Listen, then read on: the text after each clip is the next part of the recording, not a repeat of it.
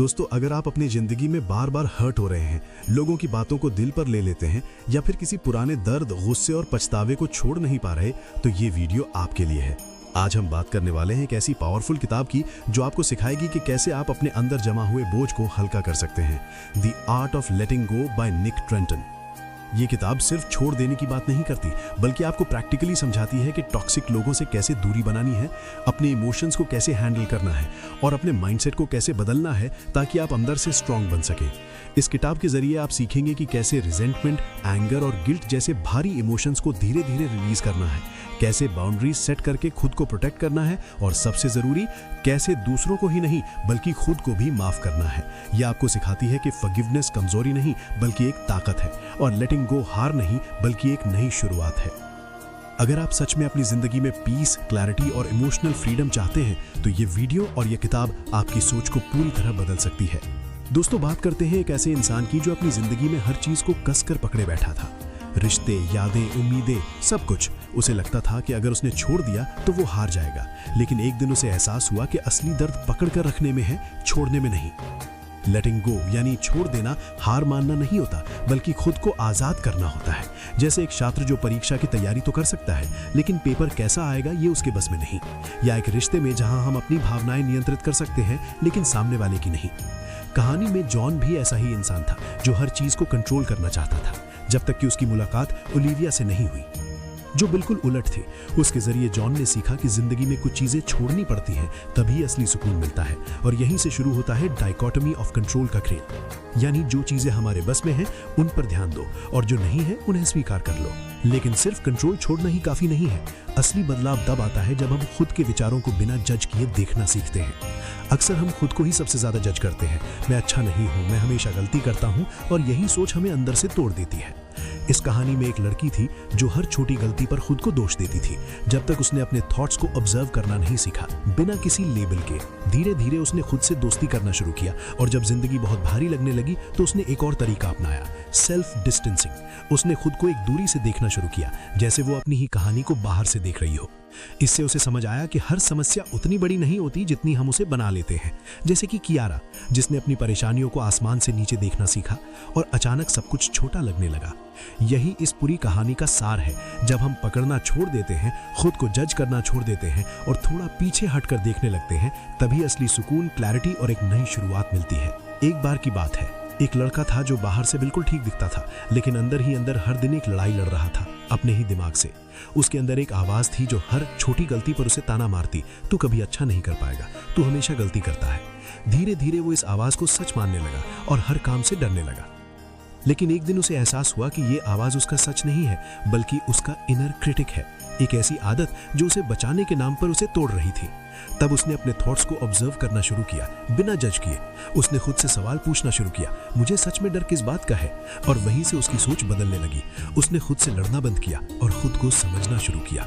उसने परफेक्शन के पीछे भागना छोड़ा और एक्सीलेंस पर ध्यान देना शुरू किया, यानी हर बार परफेक्ट नहीं बल्कि हर बार थोड़ा बेहतर बनने की कोशिश करना। और यहीं से उसकी जिंदगी धीरे धीरे बदलने लगी। लेकिन असली बदलाव तब आया जब उसने लेटिंग गो का मतलब समझा। छोड़ना, लेकिन हार मानकर नहीं बल्कि खुद को आजाद करके। उसने सीखा कि हर चीज को पकड़ कर रखना जरूरी नहीं होता, चाहे वो डर हो, लोगों की एक्सपेक्टेशंस हो या खुद की गलतियां। उसने अपने थॉट्स से दूरी बनाना सीखा, जैसे वो अपनी ही कहानी को बाहर से देख रहा हो। अब वो हर फीलिंग को पकड़ कर नहीं बैठता था, बल्कि उसे आने देता और जाने भी देता। उसने अपने आसपास की नेगेटिविटी को भी कम करना शुरू किया, सोशल मीडिया, खबरें और वो सब चीजें जो उसे अंदर से भारी करती थी।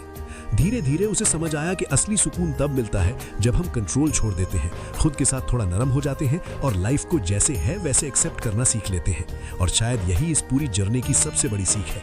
जब हम खुद के खिलाफ लड़ना बंद कर देते हैं, तभी हम सच में अपने साथ खड़े हो पाते हैं। एक लड़का था जो हर बार बदलाव के नाम से डर जाता था। उसे लगता था कि अगर उसने कुछ नया ट्राई किया और फेल हो गया तो सब खत्म हो जाएगा।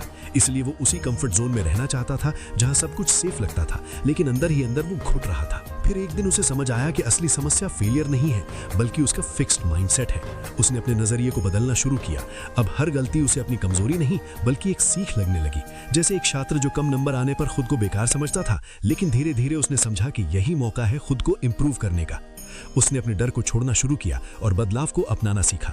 शुरुआत में सब आसान नहीं था। पहले एक्साइटमेंट, फिर डाउट, फिर वो समय जब सब छोड़ देने का मन करता है। लेकिन अगर इंसान उस मुश्किल दौर से निकल जाए तो वही स्ट्रगल उसे एक नई पहचान देता है। और यही असली ग्रोथ है, जब हम गिरकर भी सीखते हैं और आगे बढ़ते हैं। लेकिन कहानी यही खत्म नहीं होती, क्योंकि असली लड़ाई बाहर की नहीं, अंदर की होती है। उस लड़के के दिमाग में हर वक्त हजारों ख्याल चलते रहते थे। डर, चिंता, ओवरथिंकिंग, जैसे दिमाग में एक भीड़ हो। वो समझ नहीं पा रहा था कि क्या जरूरी है और क्या बेकार। फिर उसने एक आसान तरीका अपनाया, ब्रेन डंपिंग। उसने अपने सारे थॉट्स कागज पर लिखना शुरू किया, बिना सोचे, बिना फिल्टर किए। जैसे कोई अपने बैग से सारी चीजें निकालकर सामने रख देता है, ताकि समझ आए क्या जरूरी है और क्या नहीं। धीरे धीरे उसका दिमाग हल्का होने लगा, उसे क्लैरिटी मिलने लगी और उसने सीखा कि हर चीज को पकड़ कर रखना जरूरी नहीं होता। उसने अपने थॉट्स को ऑर्गेनाइज करना सीखा, प्रायोरिटी सेट करना सीखा और सबसे जरूरी, खुद को समझना सीखा। यही इस कहानी की असली सीख है। जब हम खुद के खिलाफ लड़ना बंद कर देते हैं, तभी हम सच में अपने साथ खड़े हो पाते हैं। दोस्तों, एक लड़का था जो बाहर से बिल्कुल सामान्य दिखता था, लेकिन अंदर ही अंदर उसकी जिंदगी एक ही आवाज से चल रही थी, मैं अच्छा नहीं हूं, मुझसे नहीं होगा। ये उसकी अपनी आवाज नहीं थी, बल्कि सालों से बनी हुई नेगेटिव स्क्रिप्ट थी, जो हर सिचुएशन में अपने आप चलने लगती थी। जब भी उसे कोई क्रिटिसिज्म मिलता या छोटी सी गलती होती, ये आवाज और तेज हो जाती। धीरे धीरे उसने रिस्क्स लेना छोड़ दिया, चैलेंजेस से भागने लगा, क्योंकि उसे पहले से ही यकीन था कि वो फेल होगा। लेकिन एक दिन उसने रुककर खुद से सवाल किया, क्या ये सच है या सिर्फ मेरे दिमाग की कहानी? और यहीं से उसकी जर्नी शुरू हुई। उसने अपने थॉट्स को पहचानना शुरू किया, उनके पीछे छिपे गलत विश्वास यानी मिस्टेकन बिलीव्स को समझा, जैसे मैं लायक नहीं हूं या मैं कभी सफल नहीं हो सकता। फिर उसने धीरे धीरे उन स्क्रिप्ट्स को बदलना शुरू किया। मैं परफेक्ट नहीं हूं, लेकिन मैं सीख सकता हूं, मैं बेहतर बन सकता हूं। शुरुआत में ये अजीब लगा, लेकिन जैसे जैसे उसने प्रैक्टिस की, उसकी सोच बदलने लगी और उसका कॉन्फिडेंस वापस आने लगा। लेकिन असली बदलाव तब आया जब उसने एक और पावरफुल तरीका सीखा, एक्सटर्नलाइजेशन, यानी अपनी प्रॉब्लम को खुद से अलग देखना। पहले वो सोचता था मैं एंग्शियस हूं, लेकिन अब उसने कहना शुरू किया, एंग्जाइटी मेरे पास आती है, लेकिन मैं एंग्जाइटी नहीं हूं। उसने अपनी परेशानी को एक नाम दे दिया, जैसे वरी मॉन्स्टर, और अब वो उससे लड़ने लगा, उससे डरने के बजाय। अब जब भी वो डरता, वो खुद को एक वॉरियर की तरह इमेजिन करता, जो उस डर का सामना कर रहा है। इससे उसे एक अलग पर्सपेक्टिव मिला। अब वो अपनी प्रॉब्लम के अंदर फंसा नहीं था, बल्कि बाहर खड़े होकर उसे समझ रहा था।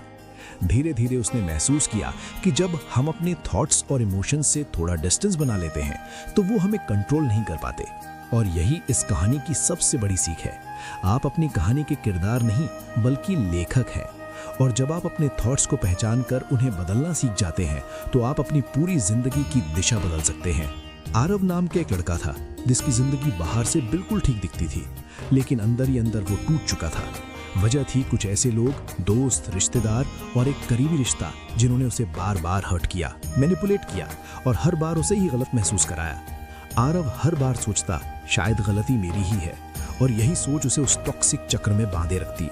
लेकिन एक दिन उसने खुद से एक सीधा सवाल पूछा, क्या मैं सच में इस दर्द को डिजर्व करता हूँ?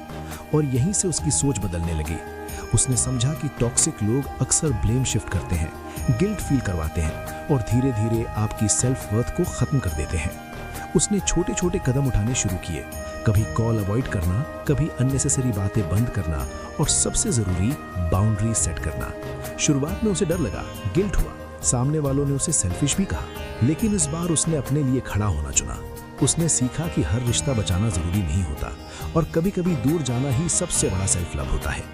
लेकिन असली बदलाव तब आया जब आरव ने सिर्फ लोगों से दूरी ही नहीं बनाई, बल्कि अपने अंदर जमा गुस्से और रिजेंटमेंट को भी छोड़ना शुरू कर दिया। पहले वो हर रात वही पुरानी बातें सोचता कि उसने मेरे साथ ऐसा क्यों किया, लेकिन फिर उसने पर्सपेक्टिव बदलना सीखा। उसने सोचा, शायद सामने वाला खुद अपनी समस्याओं से लड़ रहा था, शायद उसकी लिमिटेशंस थी। इसका मतलब ये नहीं था कि उसने उनके एक्शंस को सही मान लिया, बल्कि उसने खुद को उस दर्द से आजाद कर दिया। उसने फॉरगिवनेस को कमजोरी नहीं, बल्कि अपनी ताकत बना लिया। धीरे धीरे उसने खुद को भी माफ करना सीखा। अपनी गलतियों के लिए, अपने फैसलों के लिए। अब वो गिल्ट में नहीं, ग्रोथ में जीने लगा। और यही इस कहानी की सबसे बड़ी सीख है। जब आप टॉक्सिक लोगों से दूरी बनाते हैं, अपने बाउंड्री स्ट्रांग रखते हैं और दिल से रिजेंटमेंट को छोड़ देते हैं, तभी आप सच में हील करते हैं और एक नई, शांत और खुशहाल जिंदगी की शुरुआत करते हैं। दोस्तों, बस इतना समझ लीजिए, जिंदगी में हर चीज को पकड़ कर रखना जरूरी नहीं होता।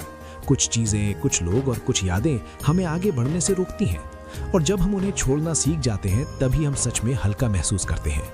द आर्ट ऑफ लेटिंग गो हमें यही सिखाती है कि लेटिंग गो हार मानना नहीं है, बल्कि खुद को एक नई शुरुआत देना है। जब आप टॉक्सिक लोगों से दूरी बनाते हैं, अपने इमोशंस को समझते हैं और खुद को माफ करना सीखते हैं, तब आप एक बेहतर, शांत और खुशहाल जिंदगी की तरफ कदम बढ़ाते हैं। अगर आपको ये वीडियो पसंद आया हो और आपने इससे कुछ सीखा हो, तो वीडियो को लाइक जरूर करें, अपने दोस्तों और फैमिली के साथ शेयर करें और चैनल को सब्सक्राइब करना बिल्कुल ना भूलें, ताकि ऐसी ही लाइफ चेंजिंग वीडियोस आप तक पहुंचती रहें। कमेंट में जरूर बताइए कि इस वीडियो से आपको सबसे ज्यादा क्या सीख मिली। मैं आपके हर कमेंट को पढ़ता हूं। Thank you so much for watching.